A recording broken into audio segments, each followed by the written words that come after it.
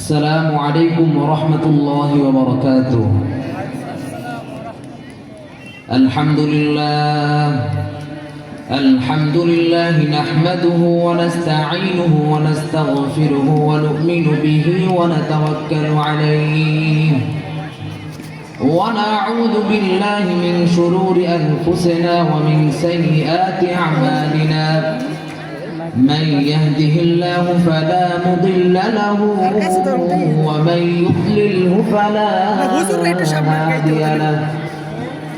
ونشهد أن سيدنا ومولانا محمدا عبده ورسوله أرسله بالحق بشيرا ونذيرا وداعيا إلى الله بإذنه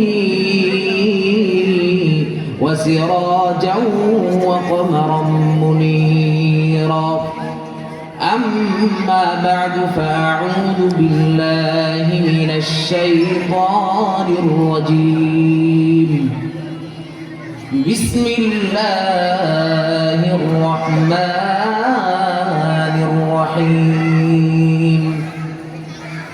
وتجاهدون في سبيل الله بأموالكم وأنفسكم ذلكم خير لكم إن كنتم تعملون. وقال النبي صلى الله عليه وسلم: ما يجد شهيد من مس القتل كما يجد أحدكم من مس القرجة. صدق الله العظيم وصدق رسوله النبي الكريم ونحن على ذلك من الشاهدين والشاكرين. দারুল Falah হিফজ model মাদ্রাসার উদ্যোগে আয়োজিত আজকের মাহফিলের সম্মানিত সভাপতি, মাথার তাজ উলামায়ে কেরাম, দূর দূরান্ত থেকে আগত একজাক হযরতে ওমর, হযরতে খালিদ বিন ওয়ালিদ রাদিয়াল্লাহু তাআলা আনহুর উত্তরসূরি যুবক তরুণ ভাইরা, পর্দার আড়ালে পর্দা নিশি হযরতে আম্মাজান আয়েশা রাদিয়াল্লাহু তাআলা আনহার উত্তরসূরি মা ও বোনেরা, ছোট ছোট মাসুম বাচ্চারা, আমার পক্ষ থেকে সবাইকে মুবারকবাদ। আমরা সকলেই প্রথমে রব্বে কারীমের দরবারে শুকরিয়া আদায় করে নিব যে রব্বে কারীম আমাদেরকে দুনিয়ার সমস্ত ফিতনা ফাসাদের কাজ থেকে ফারেক করে এনে একটি দ্বীনি মজলিসে এসে বসার তৌফিক দান করেছেন। এর পাশাপাশি কোরআন হাদিস থেকে কিছু কথা বলার ও কিছু কথা শোনার তৌফিক দান করেছেন। এই জন্য সকলে অন্তরস্থল থেকে একবার শুকরিয়া আদায় করি, বলি আলহামদুলিল্লাহ। সমস্ত প্রশংসার মালিক একজন, তিনি কে? প্রশংসা করতে হবে একজনের, তিনি কে? তাহলে জোরে সুরে শরীরের সমস্ত শক্তিটুকুনকে গলার মাঝ বরাবর এনে আকাশ বাতাস মুখরিত করে চিৎকার করে পড়েন আলহামদুলিল্লাহ। আমার ভাইয়েরা, আমি বিষয় ভিত্তিক আলোচনা করাটাই বেশি পছন্দ করি। তো যে বিষয়ে আলোচনা করব সেটা আগে আপনাদের সামনে হেডলাইনটা দিয়ে নিই। দ্বীন প্রতিষ্ঠায় যুব সমাজের কর্তব্য করণীয় কি, সংক্ষিপ্ত আকারে এই বিষয়ে আলোচনা করব ইনশাআল্লাহ। আমার ভাইরা, ইসলামে সব থেকে বেশি অবদান যাদের, তারা হচ্ছে যুবক আর তরুণরা। কারা? যুবক আর তরুণরা। যুবক আর তরুণদের মাধ্যমেই সর্বপ্রথম ইসলাম কায়েম হয়েছে। সুতরাং যুবক আর তরুণরা হচ্ছে ইসলামের সম্পদ। তারা কি? ইসলামের সম্পদ। সর্বপ্রথম যারা ইসলাম কবুল করেছেন তারা কিন্তু বুড়ো ছিলেন না কেউ, সকলেই ছিলেন যুবক আর তরুণ। সর্বপ্রথম যিনি ইসলাম কবুল করেছেন হযরতে সাইয়্যিদুনা আবু বকর রাদিয়াল্লাহু তাআলা আনহু, বয়স ছিল মাত্র 37। আমার প্রশ্ন হলো, আপনাদের এলাকায় 37 বছরে যে সমস্ত মানুষগুলো আছে তারা কি দাঁত পরে একদম ফুরফুরে বুড়ো হয়ে গেছে, এমন কেউ আছে? তাহলে হযরতে আবু বকর কি যুবক? হযরতে ওমর যখন ইসলাম কবুল করলেন বয়স ছিল মাত্র 26। যৌবনের রক্ত মাথার তালু থেকে নিয়ে পায়ের পাতা পর্যন্ত ধাবমান। হযরতে আব্দুল্লাহ বিন আউফ যখন ইসলাম কবুল করলেন বয়স ছিল মাত্র 17। হযরতে আলী যখন ইসলাম কবুল করলেন বয়স ছিল মাত্র 8.5। সুতরাং সর্বপ্রথম যুবক আর তরুণরাই ইসলামকে কবুল করে বিশ্ব নবী রাহমাতুল লিল আলামিন সাইয়্যিদুল মুরসালিন নবীকে সহযোগিতা করছে। চিৎকার করে বলেন কথা ঠিক কিনা আমার ভাইরা? সুতরাং যুবক আর তরুণরাই হচ্ছে চিরকাল ইসলামের সম্পদ, তাদের অবদানই ইসলামের সব থেকে বেশি। এই জন্য কিন্তু বুড়ো মানুষ যারা আছেন তাদের কিন্তু মন খারাপের কোনো কারণ নাই, কারণ আপনারাও ওই যৌবনকাল পেরিয়ে এই বৃদ্ধ বয়স উপনীত হয়েছেন, ঠিক না?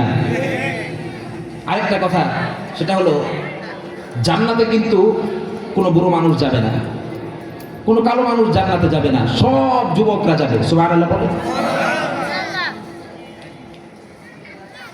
বুড়োরা কি ভয় পেয়ে গেছেন নাকি?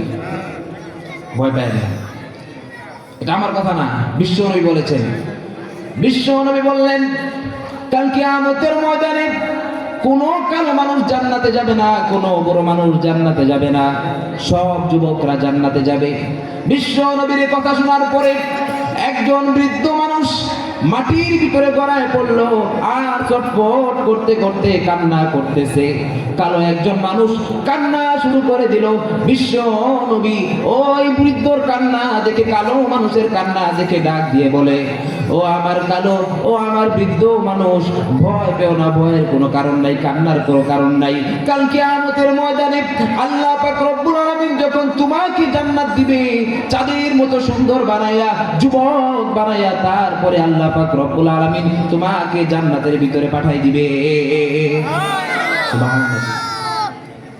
সুতরাং কারণ জান্নাত এত নাজ, নিয়ামত, আনন্দ, উৎসব, এটা যদি বৃদ্ধদেরকে দেওয়া হয়, বৃদ্ধরা খেয়ে জান্নাত নষ্ট করে ফেলার সম্ভাবনা আছে না নাই? এই জন্য আল্লাহ তাআলা জান্নাতে সব যুবক যুবতী তরুণ তরুণী দিয়ে জান্নাতকে ভরে দিবে। সুবহানাল্লাহি ওয়া বিহামদিহি। যুবকেরা শুনো, নবীজি তোমাদেরকে কি পরিমাণে সম্মান দিয়েছে। একদিন নবীজি বক্তৃতা করছিলেন, এমন সময় দেখা গেল এক সাহাবী, নাম তার জারির রাদিয়াল্লাহু তাআলা আনহু। জারির রাদিয়াল্লাহু তাআলা আনহু 20 বছরের যুবক সাহাবী, দাঁড়িয়ে দাঁড়িয়ে বক্তৃতা শুনছেন। বিশ্ব নবী জারিরকে দেখলেন দাঁড়িয়ে দাঁড়িয়ে বক্তৃতা শুনছেন, দেখে নিজের কাঁধের উপর থেকে চাদরটাকে খুলে জারিরের দিকে নিক্ষেপ করেন আর বলল, জারির, দাঁড়িয়ে দাঁড়িয়ে বক্তৃতা শুনছো, আমার চাদরের উপরে বসো। হযরতে জারির চাদরটাকে উঠিয়ে নিলেন, চুমু খেলেন, চোখে লাগালেন, মুখে লাগালেন আর বললেন, আকরামাকাল্লাহ কামা আকরামতানি ইয়া রাসূলুল্লাহ। ওগো নবী, আপনার মর্যাদা আল্লাহ তাআলা আরো অনেক অনেক বাড়িয়ে দিক। ওগো নবী, আপনি আমাকে এত সম্মান করলেন, মর্যাদা করলেন। আল্লাহু আকবার। নবীজি যুবকদেরকে কি পরিমাণে মুহাব্বত করতেন, ভালোবাসতেন। সব থেকে বেশি মুহাব্বত করতেন বিশ্ব নবী যুবক আর তরুণদেরকে। আজকে যুবকরা, তরুণরা বাতিলের শিকার। কার শিকার? বাতিলের শিকার। আজকে এই মঞ্চে, এই মাহফিলে যে সমস্ত রাজনীতিক সংগঠনের যুবক তরুণরা আছো, তোমাদেরকে আমি প্রশ্ন করি, তোমাদের নেতারা তোমাদেরকে কি দেয়? দেয় অস্ত্র, দেয় টাকা, দেয় নারী ভোগ করার জন্য পয়সা। অথচ তোমাদের মতো যুবক আর তরুণদের হাতে শোভা পায় কলম, শোভা পায় খাতা, শোভা পায় বই। বই, খাতা, কলমের পরিবর্তে তোমাদের হাতে তুলে দেওয়া হচ্ছে স্টেট গান, হিরোইন, নারী ভোগ করার জন্য পয়সা। মনে রাখবা যুবক আর তরুণ, তোমাদের হাতে যারা তোমাদের জীবন নষ্ট করার হাতিয়ার তুলে দিয়েছে, তারা তোমাদের নেতা নয়, তারা তোমাদের জানের দুশমন। চিৎকার করে বলতে হবে কথা, ঠিক কিনা বেঠিক? আমার ভাইরা, গভীর মনোযোগ সহকারে শুনুন ও বুঝুন। এই মাহফিলে যে সমস্ত যুবকেরা উপস্থিত আছো, ভালো করে বুঝো। তোমাদের নেতারা যখন সংগঠন করে, সমাবেশ করে, তোমরা যখন যাও, তোমাদেরকে কি একবারের জন্য বলে নাকি, ও আমার সংগঠনের ছেলেপেলেরা আজকে নামাজ পড়েছো কিনা? বলে। একবারের জন্য বলে নাকি? খবরদার, সামনে রোজা আসতেছে, রোজা রাখবা, একটা রোজাও ভাঙবা না। মা বাবার খিদমত করবা, মা বাবাকে সম্মান করবা, মহব্বত করবা, ভালোবাসবা, মুরব্বীদেরকে সম্মান করবা, মানুষকে কষ্ট দিবা না, উস্তাদদের কথা মানবা। এরকম কথা বলে না, বরং ওরা টাকা দেয়, পয়সা দেয়, বলে তোমার যে উস্তাদ তোমার মতের উল্টা করবে তাকে ঠ্যাঙ্গাইয়া জীবনের মতো টাইট বানাই দিবে, এরকম কথা বলে, ঠিক কিনা? সুতরাং মনে রাখবা যুবক আর তরুণরা, যারা তোমাদেরকে অস্ত্র দেয়, টাকা দেয়, পয়সা দেয়, ওরা তোমাদের ভালো চায় না, ওরা তোমাদের নেতা নয়, ওরা ওদের ক্ষমতাকে টিকিয়ে রাখার জন্য তোমাদের মতো যুবক আর তরুণদেরকে লাঠির মতো আর টিস্যুর মতো ব্যবহার করে যাচ্ছে। চিৎকার করবেন, কথা ঠিক কিনা?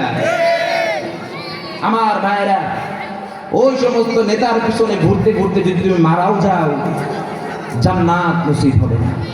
জান্নাত নসিব হবে একমাত্র আমাদের যে নেতা রাহমাতুল লিল আলামিন সাইয়্যিদুল মুরসালিন নবী হুজুর আকরাম সাল্লাল্লাহু আলাইহি ওয়াসাল্লাম।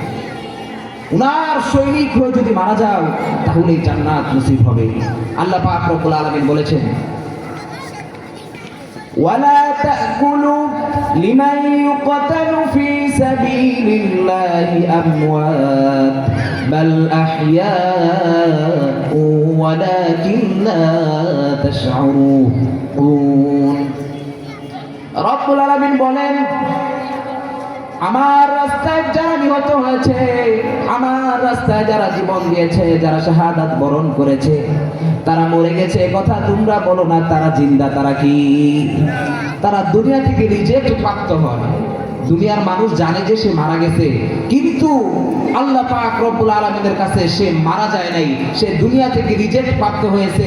আল্লাহ তাআলা দুনিয়া থেকে বিদায় নেওয়ার সাথে সাথে ওই বান্দাকে জান্নাতের পাখিদের সাথে উড়ানোর জন্য ব্যবস্থা করে দেয়। সুবহানাল্লাহ ওয়া বিহামদিহি।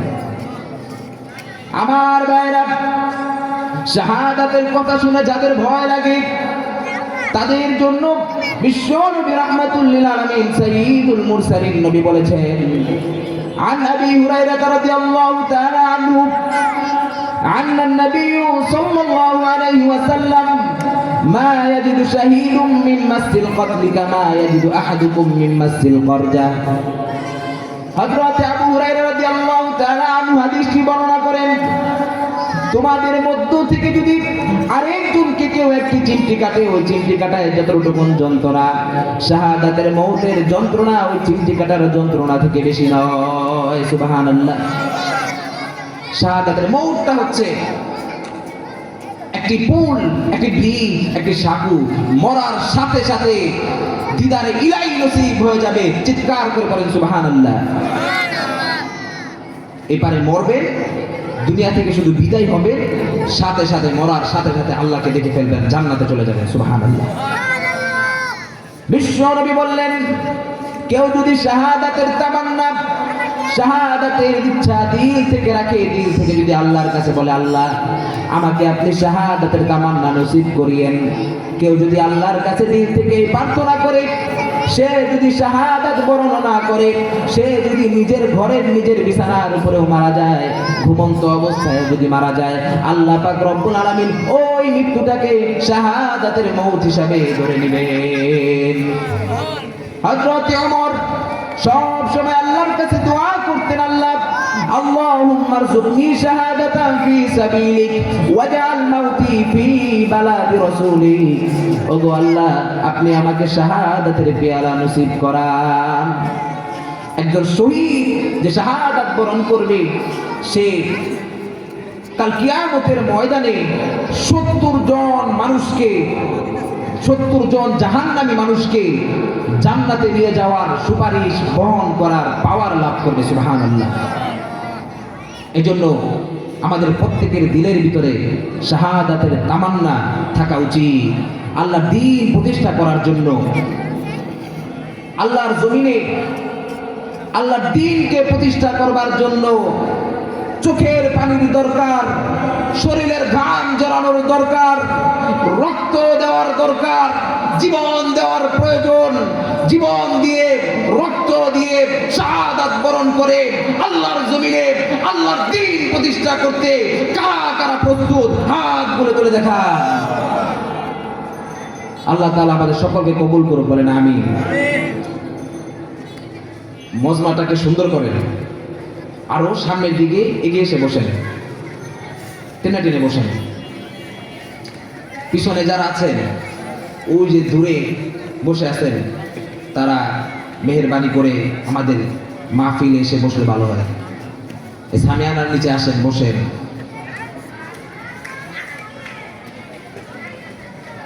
আমার ভাইরা সামনে জায়গাটা পূরণ করে।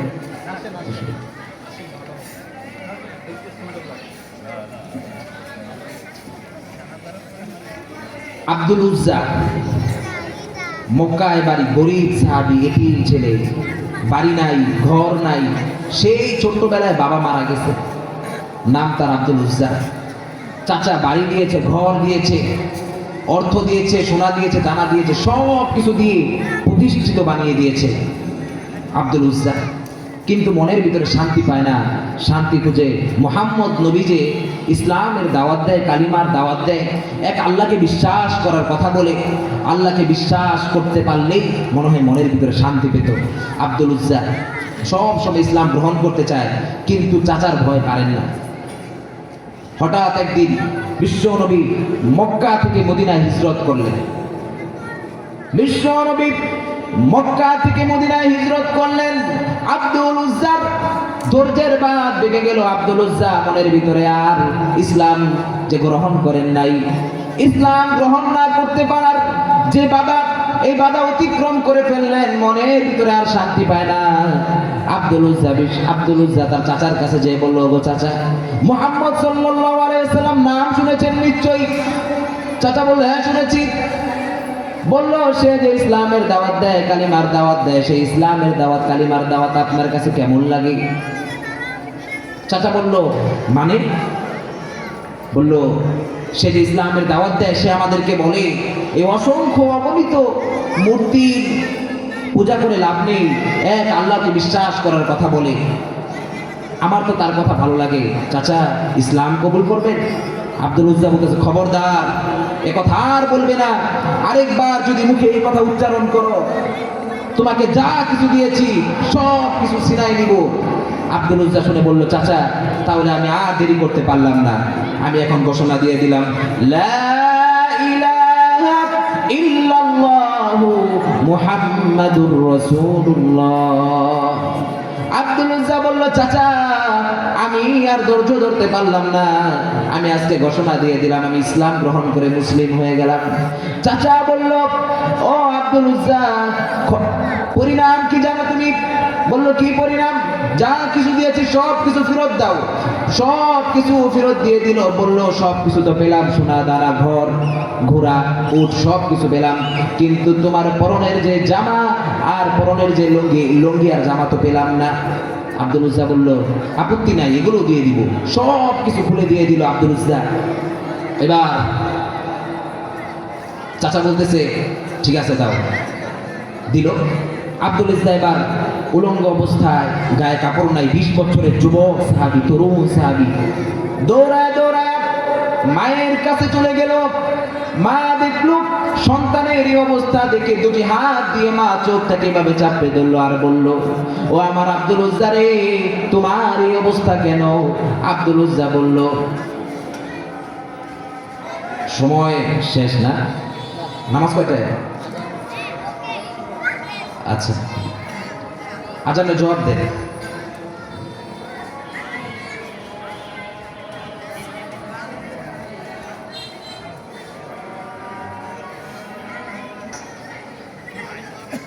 আব্দুল উজ্জা মার কাছে যেয়ে বলল, মা, ঈমান আনার কারণে চাচা আমার কাছে সব কিছু ছিনাই নিয়েছে। আব্দুল উজ্জার কথা শুনে মা বলল, আমার কাছে কি চাও? ছেলে বলল, মা গো, আমাকে একটি বস্ত্র দাও, যেই বস্ত্র পরে আমি দূর মদিনায় মুহাম্মদ সাল্লাল্লাহু আলাইহি ওয়াসাল্লামের দরবারে চলে যেতে পারি। মা একটি পুরানা কম্বল দিল। কম্বলটাকে আব্দুল উজ্জা দুটি ভাগ করলো, একটি হাঁটুর উপরে জড়ায় নিলেন, আরেকটি শরীরের উপরে কোনো মতনে দিয়ে মক্কার মরুভূমি পাড়ি দিয়ে মদিনায় চলে গেলেন। যাওয়ার পরে আসহাবে সুফফার সামনে যে বসে আছে বিশ্ব নবী যখন নামাজ পড়ার জন্য বের হলো, বের হওয়ার পরে দেখি একজন যুবক বসে আছে অল্প কাপড় পরে। ডাক দিয়ে বলে, ও যুবক, তোমার নাম কি? সে দাঁড়িয়ে বলল, গো নবী, আমার নাম আব্দুল উজ্জা। তোমার এই অবস্থা কেন? নবী গো, ঈমান আনার কারণে আমার অনেক কিছু ছিল, সম্পদ ছিল, উট ছিল, ঘোড়া ছিল, কম ধনী ছিলাম না আমি, কিন্তু ঈমান আনার কারণে আমার চাচা আমার কাছ থেকে সব কিছু ছিনাই নিয়েছে। ঈমান আনার কারণে শরীরের কাপড়টা পর্যন্ত আমি আনতে পারি নাই। বিশ্ব নবী আব্দুল উজ্জার কথা শুনে বলল, ঠিক আছে, আজকে থেকে তোমার নাম আর আব্দুল উজ্জা না, তোমার নাম আজকে থেকে আব্দুল্লাহ যুল বাজাদাই। তুমি আজকে থেকে আসহাবে সুফফার ভিতরে যে সমস্ত সাহাবীরা আছে তাদের সাথে থাকবা। আসহাবে সুফফার ভিতরে ওই সমস্ত সাহাবীরা থাকতো যাদের ঘর নাই, বাড়ি নাই, টাকা নাই, পয়সা নাই। আসহাবে সুফফার ভিতরে ওই সমস্ত সাহাবীরা থাকতো, ইবাদত করতো, খাবার পেত না, খিদার যন্ত্রণায় অনেক সময় ছটফট করতো। বিশ্ব নবী যখন তাহাজ্জুদের সালাত আদায় করতে বের হতেন, ক্ষুধার যন্ত্রণায় সাহাবীরা ছটফট করতে থাকতো, অতিষ্ঠ হয়ে যেত।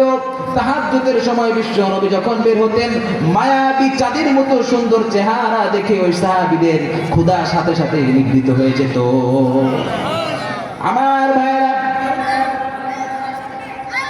আব্দুল উজ্জা অনেক জোরে জোরে কোরআন পড়ে আসহাবে সুফফার সাহাবীদের আমল করতে বেগাম করতে আসহাবে সুফফার ভিতরে যে সমস্ত সাহাবীরা আছে তারা বিশ্ব নবীর কাছে এসে নালিশ করলেন, ইয়া রাসূলুল্লাহ, ইয়া হাবিবাল্লাহ, বড্ড জোরে কোরআন পড়ে, কোরআনের আওয়াজের কারণে আমাদের আমলের ভিতরে ব্যাঘাত ঘটে যায়। বিশ্ব নবী ডাক দিয়ে বলে, আমার সাহাবীরা, তোমরা আমার আব্দুল উজ্জারে কিছু বলো না, কারণ সে ঈমান আনতে যে তার অনেক মূল্য দিতে হয়েছে, পরনের কাপড়টা পর্যন্ত সে আনতে পারে না। তাবুকের প্রান্তে মানুষেরা সব থেকে বেশি বিশ্ব নবীকে সহযোগিতা করেছিল।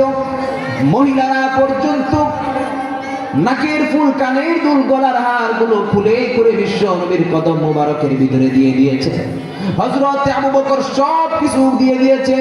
তাবুকের প্রান্তে 30,000 সাহাবী নিয়ে বিশ্ব নবী যখন রওনা হলেন, পথির মধ্যে হযরত আব্দুল্লাহ যুল বাজাদাইন তরুণ সাহাবী এসে বিশ্ব নবীর কাছে এসে বলল, ইয়া রাসূলুল্লাহ, ইয়া হাবিবাল্লাহ, সাহাবীরা তো সকলেই তো অনেক কিছু দিয়েছে, আমি তো, আমার তো কিছু নাই, আমি তো কিছুই দিতে পারলাম না গো নবী।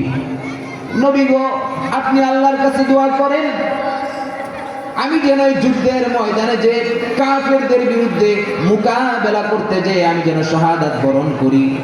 নবীজি আব্দুল্লাহ যুল বাজাদাইনের কথা শুনে বুঝতে পারলেন, চোখের পানি ছেড়ে দিয়ে সাহাবীদেরকে বললেন, আমার সাহাবীরা একটি বাকল নিয়ে আসো। বাকল নিয়ে আসা হলো। নবীজি ওই বাকলটাকে আব্দুল্লাহ যুল বাজাদাইনের হাতের ভিতরে লাগাই দিলেন, আর আল্লাহর কাছে দুটি হাত তুলে বললেন, ওগো আল্লাহ, আপনি আমার আব্দুল্লাহ যুল বাজাদাইনের রক্তকে কাফেরদের জন্য হারাম করে দেন। আব্দুল্লাহ যুল বাজাদাইন চোখের পানি ছেড়ে দিয়ে বলল, ওগো নবী, চাইলাম শাহাদাত বরণ করতে, আর আপনি আমার রক্তটাকে কাফেরদের জন্য হারাম করে দিলেন। নবীজি বলল, আব্দুল্লাহ যুল বাজাদাইন রে, চিন্তা করো না, কষ্ট নিও না, তুমি যদি জ্বরে আক্রান্ত হয়ে মারা যাও, আল্লাহ পাক রব্বুল আলামিন তোমার মনের অবস্থা দেখেছে, বুঝেছে। ওই জ্বরে আক্রান্ত হয়ে মারা গেলেও তোমার মরণটাকে আল্লাহ তাআলা শাহাদাতের মউত হিসাবে ধরে নিবে। প্রতিমধ্যে কিছুদিন থাকার পরে আব্দুল্লাহ যুল বাজাদাইন জ্বরে আক্রান্ত হয়ে মারা গেল। বিশ্ব নবী বলল, আমি জানাজার নামাজ পড়াবো। জানাজার নামাজ পড়ালো। গভীর রাত, কবরের ভিতরে একজন দাঁড়ায় আছে, লাশ কবরের ভিতরে নামানোর জন্য। হযরত বিলাল বাতি নিয়ে উঁচু করে দাঁড়িয়ে আছে, দুইজন সাহাবী লাশ আনতেছে। কবরের ভিতরে একজন দাঁড়িয়ে বলতেছে, ও আমার সাহাবীরা রে, কবর লাশটাকে, তোমাদের এই ভাইটাকে সাবধানে কবরের ভিতরে নামাও। কবরের ভিতরে সাবধানে লাশ নামানোর কথা যিনি বলেছেন তিনি আর কেউ নন, তিনি রাহমাতুল লিল আলামিন সাইয়্যিদুল মুরসালিন নবী, নিজ হাতে কবরের ভিতরে লাশ নামানোর জন্য। আল্লাহু আকবার।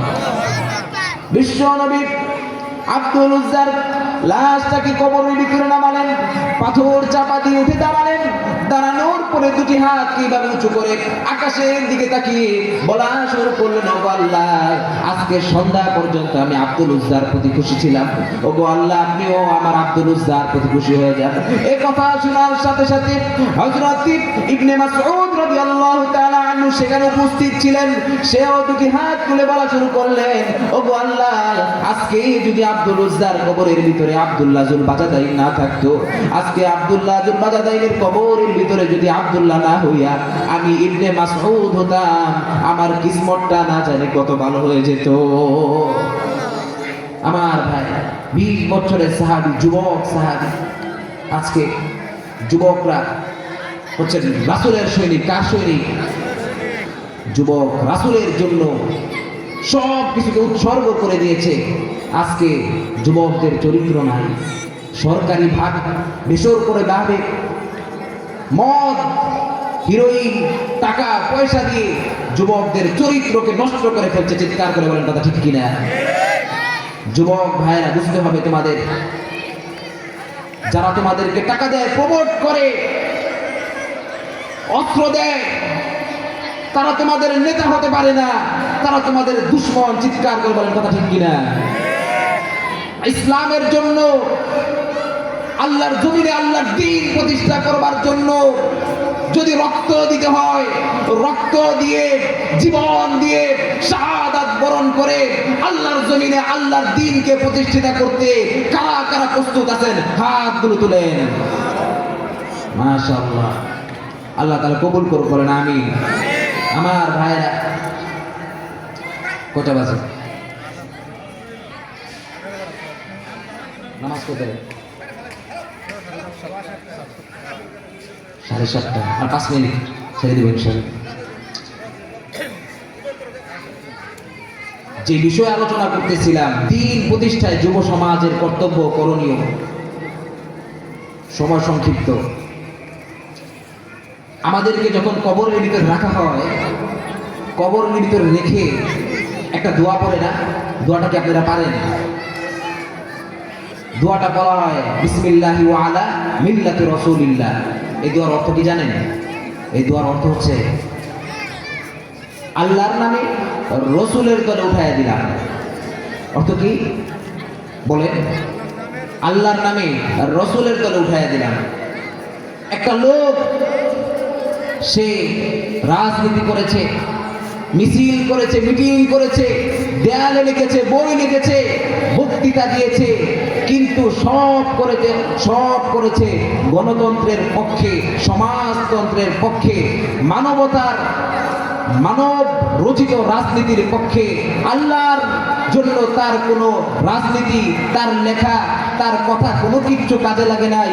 মরার পরে তার লাশটাকে কবরের ভিতরে দিলেন আর বললেন আল্লাহর নামে নবীর করে উঠাই দিলাম। নবীর কি ঠেকা লাগছে তার লাশটাকে কবরের মধ্যে উঠাই নেওয়ার জন্য? আমার ভাইরা, আজকে আমাদের অবস্থাটা রয়েছে এরকম। ইসলামের কথা শুনলে, দ্বীন প্রতিষ্ঠার কথা শুনলে, রক্ত দেওয়ার কথা শুনলে আমরা মুফাবাসীদের মতো করি। একটি ঘটনা আছে এরকম। এক ব্যক্তি, সে তার এক প্রিয় কুকুর নিয়ে হেঁটে হেঁটে যাচ্ছে আর কান্না করতেছে। পথিমধ্যে এক লোক সামনে দিয়ে আসলো, বলল, ভাই আপনি কান্না করতেছেন কেন? বলে, আমার কুকুর, খুব প্রিয় কুকুর, সে মারা যাচ্ছে, এই জন্য কান্না করি। বলে, কুকুর মারা যাচ্ছে, আচ্ছা কি জন্য মারা যাচ্ছে? বলে, 3 দিন যাবৎ সে খাবার পাচ্ছে না, খেতে পারছে না, এই জন্য মারা যাচ্ছে। বলে, ও আচ্ছা। তো সে যেহেতু আল্লাহ তাআলার মাখলুক কুকুর, ডানে বামে দেখলো কোথাও কোনো খাবার টাবার পাওয়া যায় কিনা। খাবার টাবার না পেয়ে ওই লোকের দিকে তাকিয়ে দেখলো তার হাতে আছে একটি পোটলা। বলে, মিয়া আপনার হাতে তো পোটলা আছে, পোটলার ভিতরে কি? বলে, পোটলার ভিতরে হালুয়া আর রুটি। বলে, পোটলার ভিতরে হালুয়া আর রুটি? কুকুর মনে ক্ষুধার যন্ত্রণায় এখান থেকে একটি রুটি দিয়ে দিলেই তো কুকুর খেয়ে বেঁচে যায়। বলে, ধুর মিয়া, এমন ফতুয়া আমারে শোনায়েন না। ওরে যদি আমি আমার এই পোটলা থেকে একটি হালুয়া রুটি দেই তাহলেই তো আমার পয়সা খরচ হবে, কিন্তু তার দরদে যে আমি কাঁদতাছি তার জন্য তো পয়সা খরচ হইতেছে না। তো আমরা ইসলামের কথা শুনলে আমরা অনেক সময় জান দিতেও প্রস্তুত থাকি কিন্তু মাল দিতে প্রস্তুত না, এরকম একটি মেন্টালিটি অ্যাটিটিউড আমাদের মধ্যে গ্রো করেছে। কথা বলেন ঠিক কিনা? সুতরাং আল্লাহর জমিনে আল্লাহর দ্বীন প্রতিষ্ঠা করার জন্য জান দিতে হবে, মাল দিতে হবে, সব কিছুকে উৎসর্গ করে দিয়ে আল্লাহর জমিনে আল্লাহর দ্বীন প্রতিষ্ঠার কাজ করতে হবে। পারবেন না ইনশাআল্লাহ? আমার ভাইরা, সংক্ষিপ্ত 1 মিনিটে শেষ করবো ইনশাআল্লাহ।